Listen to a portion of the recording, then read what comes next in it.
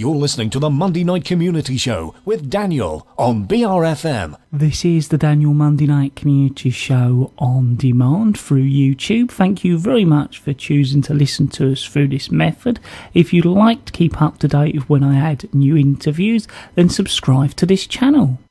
Right, so we're going to be talking to someone actually you might know from YouTube. We're going to be talking to them all about how men are more likely to worry about impressing guests, a bit about guests as well. So thank you very much for joining us. If you could just introduce yourself to our listeners, that would be really great.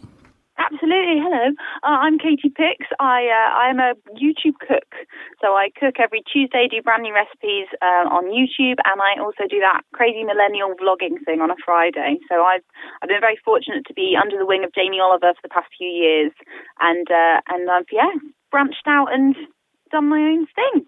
So how long have you been doing YouTube? So actually, I've had my channel for many years, but I've dedicated full time over the past year. So it's all gone a bit mad. It's very unexpected that, you know, we're in this age where YouTube is actually a career, or at least I've convinced my mum and dad it is.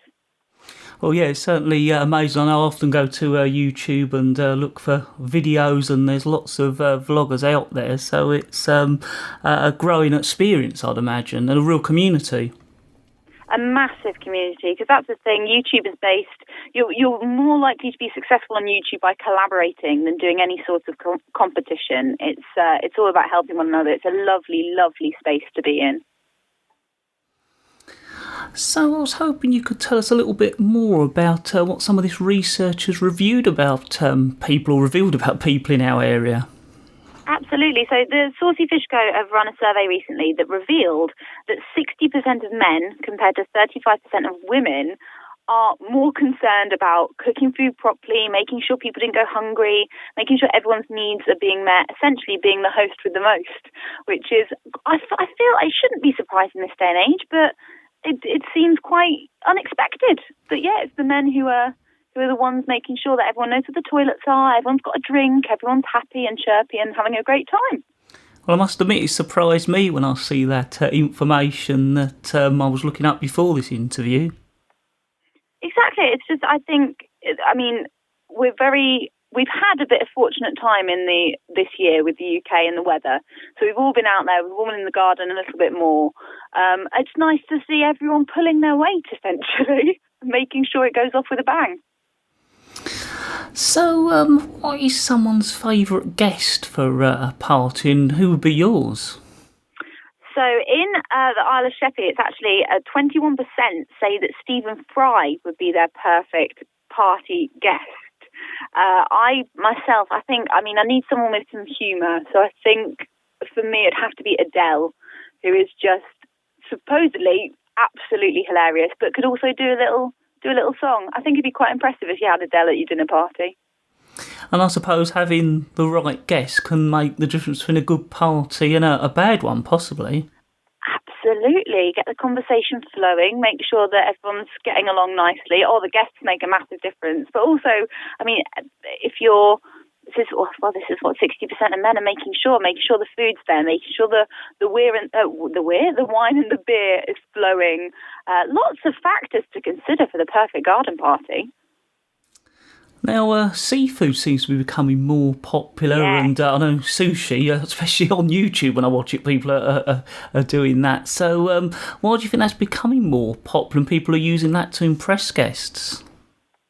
So actually, in Isle of Sheppey, 81% of people would serve seafood to impress a guest at a party, and I think this has a lot to do with how healthy seafood is when you compare it to, say, red meat. I mean, take a lovely juicy salmon fillet. It's packed full of protein, healthy fats, yet it's just got bags of flavour. I think when the sun's shining, it's lovely to have something on your plate that's light, that's fragrant, that's not going to leave you feeling all greasy and bloated afterwards.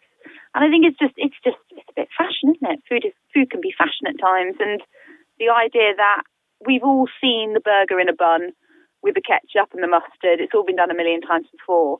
If you really want to impress, going al pesco and doing seafood dining at your garden party seems to be the winner. Seems to be the winner. So, what about alcohol? How does that work? in parties these days? So across the UK, 77% of people say that wine and beer is an absolute must at a garden party. I think 84 of those aged 45 plus think a garden party isn't a party without plenty of alcohol. I think it's the mentality of, we all love a tipple at a party, don't we? So most people are hosting a summer party to have a little social drink with their friends. But it's less to do with this binge drinking mentality. It's the idea of having a gorgeous glass of wine that complements the food that you're eating. And there really is nothing more delicious than having like a beautiful fresh fillet of haddock or sea bass and a crisp glass of white wine. I think we just got a bit classier. I think we're just enjoying that marital combo of good drink, good food, good company, great garden party. So is there anything else you'd like to get over or let our listeners know about? Yeah, if listeners are looking for more information on how to spice up their summer garden party, then shameless plug, if you did want to check out my YouTube channel, youtube.com/the Katie Pix, I've got loads of recipes on there for the perfect garden party, plus a really silly game and a good cocktail as well.